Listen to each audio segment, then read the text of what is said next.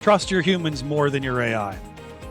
I've rarely been wrong when I've trusted the people that I've put in senior positions, the ones that I've worked with for a decade, the people I know take the job seriously and do the job well. And if the AI and the humans disagree, man, trust the human first. And that's the best advice I'd give it to anybody, from the junior person all the way up to the C-suite. Always put your trust in the human. Use the AI, let them adjudicate it, but always trust the human. Welcome to Software Leaders Uncensored. I'm Steve Taplin, and after more than 200 of these conversations with technology leaders, the patterns behind successful software organizations and failed ones become impossible to ignore. Today, I'm joined by Justine Stefano, who is the VP of Architecture at Medisolv, a leading health tech company. We're going to talk about the challenges of driving innovation in healthcare while navigating compliance, medical standards, and the evolving industry guidelines. Justine, welcome to the show, bud. Thanks, Steve. Happy to be here. If you would start off, tell our listeners about your company. Sure. Medisolv has been in business for almost 30 years. Started as a healthcare reporting organization and grew into quality reporting as ECQMs and quality reporting really started to catch hold in the early 2010s.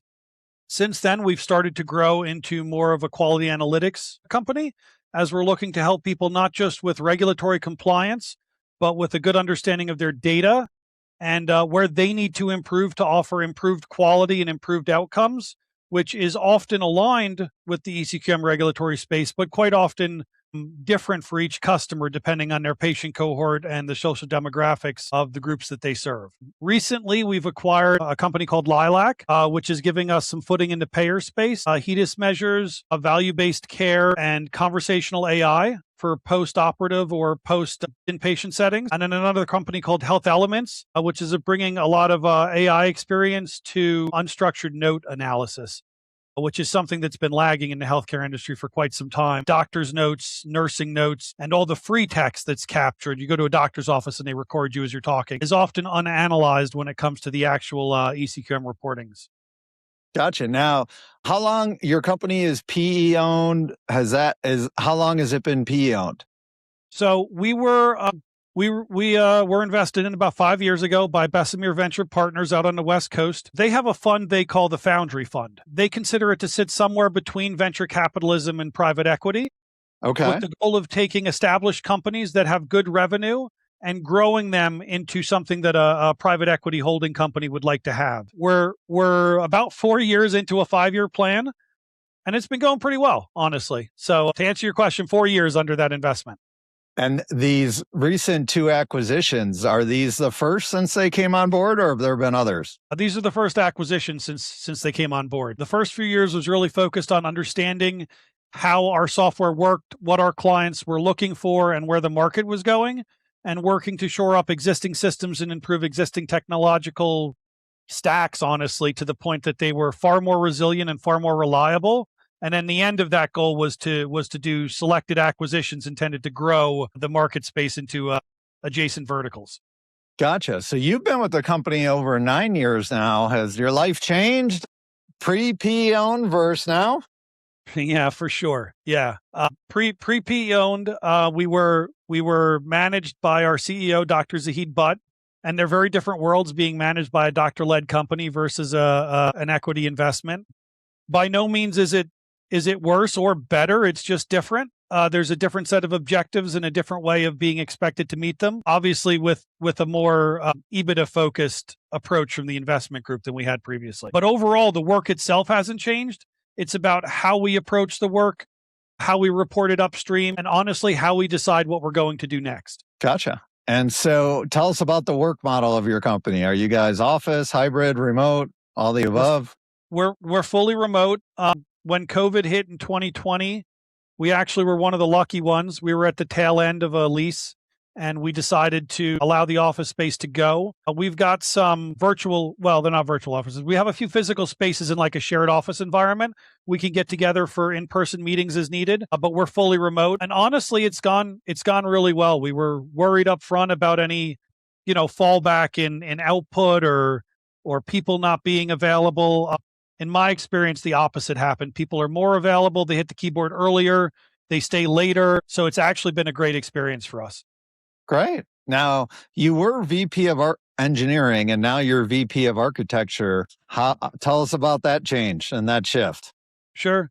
I mean, the VP of engineering really had both roles in one, right? When I was doing VP of engineering prior to the investment, that role encompassed both architecture and engineering. Since the investment, the goal has been to split the two functions, which I think has gone very well. With the goal being VP of engineering has a lot of metric responsibilities, time to deliver, mean time to repair, a lot of DORA metrics, a lot of work with the staff, making sure time billing is done appropriately. Whereas the architecture role is really about understanding the software we have, why it runs well, or in some cases, why it doesn't run well, and what the appropriate path is to change it. I like the new job. I've always been an engineer.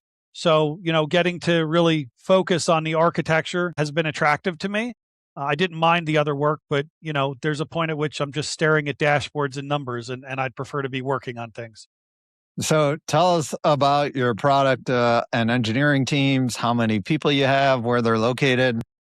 Sure. We've got a team of around 60 people. Most of them are located in the U.S., just under 50. 48 are located in the U.S., all continental U.S. And then we've got an offshore contingent in India that's 11 or 12 people, depending on when you ask me.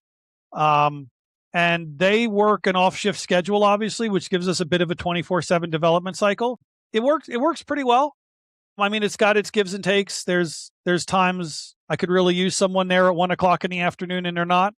But most of the time, it works really well. Even before generative AI became mainstream, the software engineering industry has evolved, the complexity, the need for that constant communication to make sure developers are working on, all in the same direction, the same path. And now fast forward to how fast AI has evolved the role. I've always had challenges with offshore teams with that limited overlap that you have. Tell us the good, bad, and ugly there. Yeah, it's a challenge, not going to lie. It can be challenging. The good, we get a 24/7 development cycle. We've been with the same offshore vendor now for over a decade, which has allowed us to grow a deep knowledge base with that vendor. They have what I would tell you is the equivalent of project managers for us, or if you prefer, junior tech leads, like subservient to my master tech leads, who can do a pretty good job of keeping things running. So, those are the advantages, and obviously the costs are equitable, right? We get a pretty big discount by going offshore for some of the development. The bad, we don't have total control over the staffing model. Occasionally, people we really like who do a really good job choose to leave our consultant or are moved to a different project. That's rare. We have a very good partnership with the consultant, so that one's rare, I will say. So we don't have as much control as we'd like. Sometimes we just can't keep a good person because it's not in our control. The ugly, training new people is much more difficult sometimes than it would be if they were here onshore. To the point you made, not available in our time zone. There's a very limited amount of swing time where we can get the experience there, and it can cause some setbacks on deliverables when we have sudden staff changes. Also, needing to add staff, sometimes you don't get the right person right away, and that can be challenging. We might go through 2 or 3 options until we really land on somebody who works well with the team and has the right skill set. I will say AI has made that a lot less of a problem in the last few years because we can use the AI to really inform the knowledge base and keep people moving forward. We can also use it to adjudicate the PRs they're creating, which has been a lift up on that problem. Gotcha. So and correct me if I'm wrong, you guys have 5 different products. Tell us about them. Sure. Yeah, that's how I would number them. So we have a product called Encore E, which is used for ECQM, DQM calculations. That's your electronic clinical quality measures. Those are the ones that are end-to-end electronic. No human being can change the data that's in the EMR. We have a product called Encore Q, which is our CQM product, clinical quality measures. They sit somewhere between old school abstracted measures and ECQMs. There's still a human in the loop doing, questions and answers, but the questions and answers tend to be much simpler. Yes, no style questions. Did this event happen? Yes or no. Our one of our older products, Encore A, which has existed for a very long time, is a core measure abstraction product. That's the one that we're seeing the most advantageous to apply the artificial intelligence systems to. That system is all about it. Think of a user sitting there with 2 monitors, one where they have their EMR data up and one where they have our system up. And they're literally reading the EMR data, the doctor's notes, the codified information, and are answering detailed questions on the other screen. That's the one that's most close to like, can we use the AI to really make the system better, like A/B testing, which we're doing right now, right? How well can the AI do reading the notes and adjudicating those forms versus a human, And interestingly enough, nascent AI was kind of not quite as good as humans. The latest models are equal to, or in some cases better than. Humans get tired and the models don't. So as you go through an 8-hour workday, the AI can keep that level of adherence, whereas a human tends to dip from a psychological standpoint, naturally. Plus, they don't take a lunch break. So they don't call in sick either. Rarely, although sometimes they call in unavailable, right? So the other two products, we have a product called Quality IQ, which is really our analytics product. That's one of our newer products. And the goal with that is, if you think of all the rest of our products, they're giving you subsets of information about your organization. How are you doing on core measures? How are you doing on electronic measures? How is your quality of care? None of the individual systems bring that all together into one footprint and say, how am I doing at a global level? How do I compare to my peers? How am I doing year over year in an easily digestible fashion? And so that's where our Quality IQ product comes in. It gives you analytics, it gives you reports, it lets you do a lot of exploration of your results, your data, the reasons why you're getting the results you are, how you might be able to improve it. So that's the big four. A couple other products. When I listed for you, I probably included a product called Rapid, which is our older product, which is our core analytics product. It's what the company actually started building. It is specifically aimed at a EMR called Meditech, which is one of the bigger EMRs. Maybe not as big as Epic, obviously, but it's in there. And that's really more of it's almost like a business intelligence system. It was one of these things that was built before BI was as prolific as it was today, before people were doing data warehousing. And it's a giant cubing environment that brings all the data from the EMR, the general ledger, the readmission data, the clinical data, and creates a data warehouse environment where the users can run a lot of ad hoc reporting or specifically made customized reporting. The folks who have it love it. Obviously, the market has moved in a way that's not our big growth sector anymore, right? You can apply a lot of BI solutions, Tableau, Power BI, pick your solution. And now with a lot of the EMR advancements, you have a data warehouse. Lots of folks are making their own data warehouse. So it's not as big a need as it was 30 years ago when it was created, but it still has a pretty good foothold for those customers we have who are using it. Gotcha. So when you look at the health tech industry, you have HIPAA, you have all these restrictions. AI can only do so much. You have restrictions with offshore teams touching production environments. What are some of the biggest did I hit the main ones? Are there others you can think of? No, you hit them. I mean, obviously HIPAA is the big one. We are HITRUST certified, HITRUST I1, which most folks in healthcare think of as a kind of a level above. Like you could do the minimum or you can try to exceed the minimum. HITRUST is a really good security framework for making sure you're ahead of the pack. You're ahead of the, even the reasonable requirements. Obviously, we're pursuing the upper level HITRUST certification. I1 is the intermediate one. It's very challenging because it's such a regulated environment. To the point you made, we don't allow India to touch production data. Folks that are not onshore can't see most of the clinical data. Most customers don't permit it. So there's a lot more restrictions on it. And it requires a lot more diligence with regard to creating synthetic or de-identified data sets. Because we always used to laugh, if you've seen one EMR data, you've seen one EMR data. They're very unique to the workflows that the locations have set up. And it's just really hard to get a really good data set that is representative of every single example of a client. So a lot of attention is paid to frequent de-identification, frequent addition to any synthetic data sets of like edge cases. Those will kill you. Like the majority cases are fine, but you're off by 2% on either end of an edge case. Those are very difficult to ferret through. Another place the AI has been incredibly useful, pointing it at the actual clinical data in a ZDR environment and asking it to create synthetic data that exposes the flaw in the code so it can be tested. That's light years beyond where it was even a year ago, the ability to do things like that. And then overall, it required a really regimented focus on role-based access control and proper diligence in the boundaries. What can the AI touch? What can it? And making sure those rules are hard rules. not a guideline file we gave the AI that says, don't ever look at this data. I mean, that's not good enough in a regulated industry. You need hard and fast rules that say, even if the AI went beyond the boundary you gave it, there is literally no way it can penetrate into that part of the tech stack, which is something that takes a lot of diligence and has forced more of a GitOps Terraform infrastructure as code approach than we historically built, because you don't want somebody to log in and make one very simple, very quick change to solve a problem and find out that it violated a basic principle on your security boundary, and suddenly your AI has access to the wrong data. If you had to boil it down to one thing that's the hardest part of building software for your industry, what would it be? The thing that keeps you up late at night, the thing that makes it harder for competitors? Those are two different answers. The things that keep me up at night is always the concern about any kind of data breach. The news is filled every day with everybody who had a data breach, had to send the notes out. In healthcare, we have to take that extremely seriously. We're not just responsible for our clients' data, we're responsible for the patients that client data represents. We have an incredible obligation to ensure the perimeters are sound, they're tested frequently. We have a lot of alerts, unexpected data extraction events, which do go off sometimes due to work we do internally. Somebody went in and downloaded a lot more data than we would have expected to a VM. And it takes a lot of investigation. There's a lot of time spent just validating the alerts, keeping up with the latest advancements.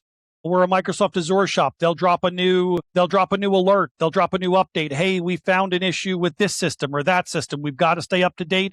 And it really forces good regimentation to package updates.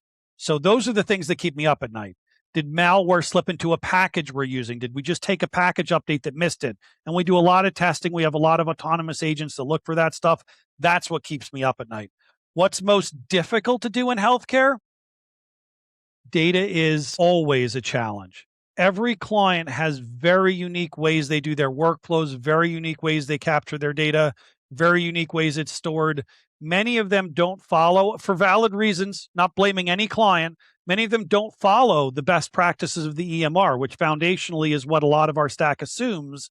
Data will be in the appropriate place based on that EMR best practice. And making our system both regimented enough to be repeatable, but configurable enough to account for all of those different ways the data can be entered. That's the hardest thing I found in healthcare. I did not expect it when I got in the industry 10 years ago.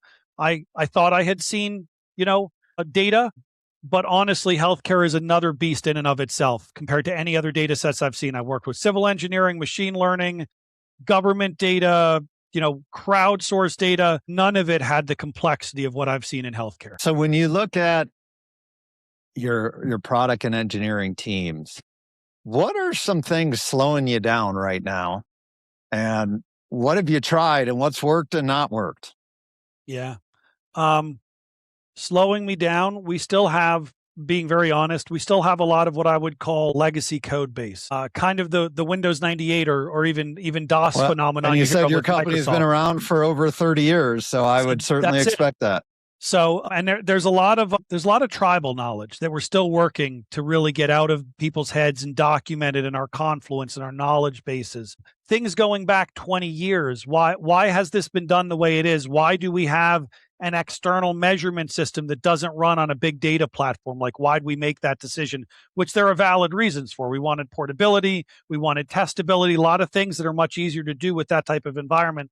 But they're challenging as you try to expand and grow and really scale the company, because you find all these points where performance is now a cost problem. To get elevated performance, you need more compute. And you really have to take a look at those base libraries and start making hard decisions. Is it the appropriate time to maybe forego some of the ability to move the stack across cloud vendors or run it in a private environment and lean into more big data technologies that maybe you can't run without Databricks, or certainly not as fundamentally easily? Or maybe it's time to move it to Snowflake, take advantage of a lot of those systems, but forgo some of the, hey, you can run it in your own stack, you can run it in a private data center, you can run it in an on-prem environment. So those are some of the other big one, multi-agentic AI workflows have been very difficult to get functional in the stack, due both to its legacy and both to the regimentation required. All of our programmers sit there with AI in the peer programming seat. We've all got it fired up. We're dealing with it. Very little handwritten code is happening. All the PRs are being reviewed by humans, obviously.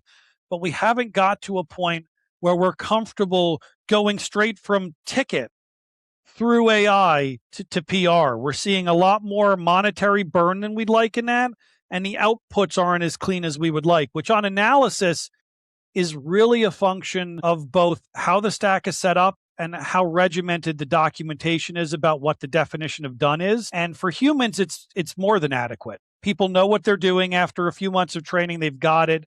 For the AI, it's a clean slate every time that worker fires up. You really have to have the regimented documentation and knowledge base, and we're just not quite there yet. We're close, but it's taking a lot more effort. It's like that last 5% to get to multi-agentic is equal to the original 95% of getting to pure programming all over again. And we haven't quite closed the gap yet. So you mentioned legacy systems. So you have tech debt, you have engineering backlogs. What are the biggest challenges you guys are dealing with those? Freeing up resources to deal with the tech debt. There's always a focus on growth. There's always a focus on new strategic priorities, enhancements, new products. Conversational AI is a big one. Can we call patients post-operative with an AI and get answers to survey results, which are critical for reporting now? It's critical for the doctors to get feedback on how your care went, how you feel the quality of your services, how well are you doing after that? And that combined with it runs well enough. And as an engineer, well enough doesn't satisfy me. Well enough tells me that at some point in the future, it's not going to be good enough. So how do you break open that ability to say, look, we need to spend some time on these tech debt items that from a strategic standpoint probably aren't going to move you forward, but from a either cost of operations, TCO, or sanity or AI readiness standpoint will allow you to reach an inflection point where the dividend is clear and the payoff is there. That's always a balancing act, which is one of the things we really hope to be able to do with a more agentic AI workflow, tackle some of the tech debt items with the AI while the human beings are working on the strategic priorities, which is why it's been, my word, so frustrating to kind of hit that 95% point and just not be able to get it to the point of saying, I feel comfortable going to sleep at night, letting the agentic AI workflow run and knowing I'm not going to come in the morning to a $25,000 unexpected bill for which I have to basically say, I had to toss that work away because it either didn't understand me or I wasn't clear enough on my instructions with what I wanted it to do. Definitely a big challenge out there. Do you guys as an organization, have metrics like 80% of engineering is going to focus on new development enhancements versus 20% on tech debt? Do you guys follow any kind of guidelines like that? We have an SLO. We have an objective. The objective is 60% strategic, 40% tactical. Tactical is intended to include both tech debt and my phrasing, keeping the lights on. Like regulatory updates land quarterly, annually, depending on the program. You have to make updates. You have to certify on new measures. That's all tactical work. It's not growing the organization. It's making sure the systems we sell today continue to be relevant and continue to be updated on time and in keeping with client expectations. And obviously that's an objective. We haven't quite hit it. Last couple of years, we've actually been slanted a little bit the wrong way. There's been almost a 60-40 slant towards tactical over the last 2 years for many of the reasons I just listed. A need to update legacy systems, a need to improve things. I keep going back to your company is 30 years old. I mean, so you're going to have those legacy systems you have to deal with it. Yeah. Yep. But it's in conflict with wanting to grow the organization, wanting to open new value streams, new verticals, improve a horizontal. So it's always a balancing act, Steve. So when I talk to engineering leaders and we talk about AI, everybody, for the most part, is on the same page that for the engineering function, engineers have done a great job of adopting AI, using it, how to evolve with it. But on the product side, even though prototyping is very easy now, we're seeing product teams often be a bottleneck because engineers can work faster. And then on the other side, the final PR reviews and deployment to production is typically also a bottleneck because there's more humans in the loop. Would love to hear your perspective and what you guys have been dealing with at your company. Yeah, we've seen something similar. To your point, prototyping is vastly different than it used to be. We used to do wireframes and design meetings. We don't do them anymore. We actually get handed fully functional prototypes. I mean, no data background, right? Stub data, but fully functional prototypes. Not Right. just from our product team has been one of the surprising outcomes. Our client service, our client experience folks are doing it. Executives are doing it. Lots of folks are suddenly finding, and again, as somebody who grew up building code, like, it makes me happy to see people who have never thought that they could do it suddenly do it and be like, hey, look at what I built. On the other hand, it gives a really false sense of how fast things can be done. Because sure, you can build the prototype really quickly, but is it regimented? Is it reliable? Is it ready to run in a production environment? Did you think of blue-green deployments? Do you have good error logging, error report? Did you hook it into PostHog? PostHog's my best friend. Everything has to be hooked into PostHog now, or you know what I mean? I want session replays. I want error logs. I want all the rich data we get. And a lot of times that's missing. And that creates a bit of a disconnect with folks occasionally, where if I could do this in a weekend, why can't you guys get it to production in a week? So that's been difficult. You know, your point about PR and production deployment is absolutely valid. The challenge a lot of times is even if we can make changes very fast, deployment to production can be very slow. So, you know, what are we doing about it? We're looking to move to at least a continuous deployment model, if not continuous delivery. We're looking to introduce feature flags as a requirement, not a nice to have, so that changes can be continuously delivered with protection at the feature flag level to turn those changes back off if they're problematic, which obviously runs into the one caveat that's really hard to do if you're changing your data schema. Which is actually a place I grew up with, right? We used to go through 3-phase rollovers. I remember working with Oracle 20 years ago. And we used to go through 3-phase rollovers where you were never allowed to invalidate the prior data results. You had to layer the new stack on, keep the prior system kind of operational, add a new column, leave the old one there.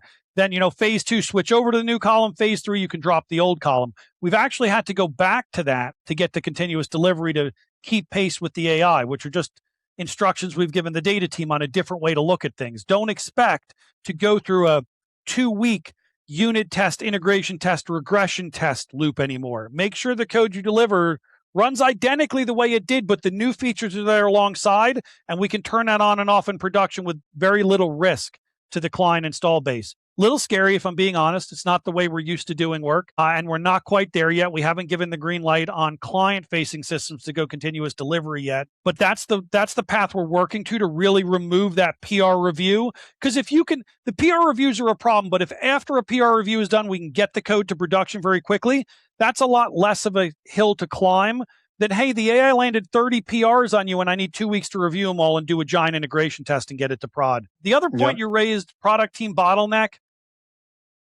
it exists. To me, it's now really about understanding how to write the definition of done in a way that the AI can consume in addition to a human.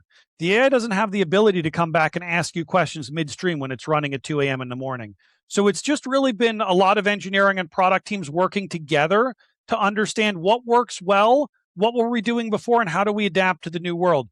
Not as fast as I'd like. You're correct. It's been slow. It's been challenging, and certainly it's caused some exciting conversations in a few cases. I can be pretty loud, and I'm certainly very opinionated. And there's a few times that, you know, you have to sit down and say, I have to let this go. Like, people are going to become engineers who I never would have called an engineer before, and I have to learn to live in a world where my definition of how I work with non-engineers is a lot different than it was, you know, even 12 months ago, because I can say, I don't think this works right. And they can go fix it now. Folks who may not even know, well, I don't want to say it like that. Folks who may not understand exactly what that change that they made does, but they're still able to make it and test it and say, I know it's the right change. And that's been, as an extremely regimented engineer, that's been hard to swallow. We've actually seen challenges where product teams with advanced prototyping capabilities now are taking it too far and trying to do too much versus, you know, to the point where it's the right handoff for engineering. Are you seeing that? Absolutely. Absolutely. We actually have none of this has patient data in it. None of it has PI or PHI, but we do have some products that have never gone through the hands of engineering that have been built. They've been built by other teams. Think of like a planning application. We have one of those that helps you plan for your next year of healthcare. You're not plugging your data into it. It's all publicly available data. What are the payouts? What are the programs you can participate in? How do you want to structure your programs for next year? What optional measures might you want to support? A lot of those are being built with almost zero engineering input, which is great because we're getting them to market faster.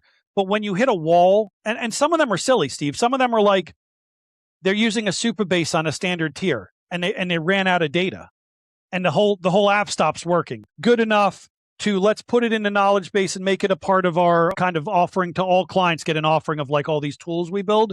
And that can result in some just unexpected downtime or unexpected, having to move data around between accounts, having to move things between a Vercel backplane and an Azure backplane. Those can be challenging. What are we doing about it? We actually have a few folks working on, and I don't have a great word for it. It's like a productization approach, where what we can basically do is take the code that's been built by those other teams and load it into an agentic AI that we've taught what it should look like when it's done. What are the rules we want implemented? Go add the logging. Go hook it into our SSO authentication system, because a lot of these aren't authenticated, or they authenticate through the CRM that's being used, or I should say the content management system, the CMS system that's being used to host them. And so that's really started to bridge that gap where we can then go relatively quickly. So, but again, these are nascent things. They're not perfect. It happens. We're extremely, I'll tell you the biggest hoop we have. A lot of people want to touch the clinical data. A lot of these folks that are building apps and trying to improve things really want to tap into the actual data we have on disk, because it would be very powerful for their systems to be able to see it. And we're just not able to permit that. They're running in an environment that's not authorized to touch patient data. They're working in a prototype environment. So that's just required a lot of like understanding as we work with teams and polite explanations of like, if that's the point you're at, you do need to bring it back through engineering. And the surprising thing is people are a little resistant to that now. Folks who've built it, I mean, I always laugh. Engineers learn very quickly not to treat the software like your child. They're like, don't take that much pride of ownership that you can't let it go. That's a struggle for people who haven't worked in the world before. They love this thing. They built it. People sat there with Claude, their little buddy, and they built it. And they and Claude know this very well and don't want to let go of it and let the product team take it and the engineering team take it. And I think a lot of people feel like it's like we're calling your baby ugly. We come in, we say, well, it's missing logging. It didn't do the data right. That's not what we're saying. We're saying you took it as far as you could. Let the experts take it further. And that's difficult for people to hear, because with the AI, it's made a lot of people feel like experts, which is great. It really is. But especially in a regulated environment, you have to take a step back and say, just because you use the AI doesn't 100% make you an expert at what you're doing. Let my security team take a look. Let's just check it. Just give us a week. We'll come back. We'll give you some updates. And people are getting on board. But initially, it was like taking a car away from a teenager. It was difficult. Justin, last question. If you could give one piece of advice to other engineering leaders who are about to go through the journey you have, what would it be? Trust your humans more than your AI. I've rarely been wrong when I've trusted the people that I've put in senior positions, the ones that I've worked with for a decade, the people I know take the job seriously and do the job well. And if the AI and the humans disagree, man, trust the human first. And that's the best advice. I'd give it to anybody from the junior person all the way up to the C-suite. Always put your trust in the human. Use the AI, let them adjudicate it, but always trust the human. And I think that's really important as we're seeing folks like OpenAI and others get into self-service healthcare. Like, sure, the AI is very smart, but please check with a doctor. Same thing with software. Please check with an engineer. Great advice, Justin. Thank you so much for getting Uncensored with us today. I love it, Steve. That's it for this episode of Software Leaders Uncensored. If you're leading a tech organization and any of the patterns we're surfacing sound familiar, make sure to hit subscribe. These conversations keep building on each other. I'm Steve Taplin. See you next time. That's a wrap. Another great episode of Software Leaders Uncensored. Thank you guys so much for listening. I really appreciate it. It's a lot of fun doing this show. I love talking with great tech leaders. As a side note, if you're interested, check out my new book, Fail Hard, Win Big. This is the story of how I built 30 companies, failed on 20, and turned 10 into multi-million-dollar wins. The common thread with all of them was custom software. Also, if you need software development help out there, my company, Sonatify Technology, we deliver world-class software development engineers out of Latin America. We have a solid track record of helping companies launch better products and faster. Thanks again for listening. Appreciate it and appreciate you.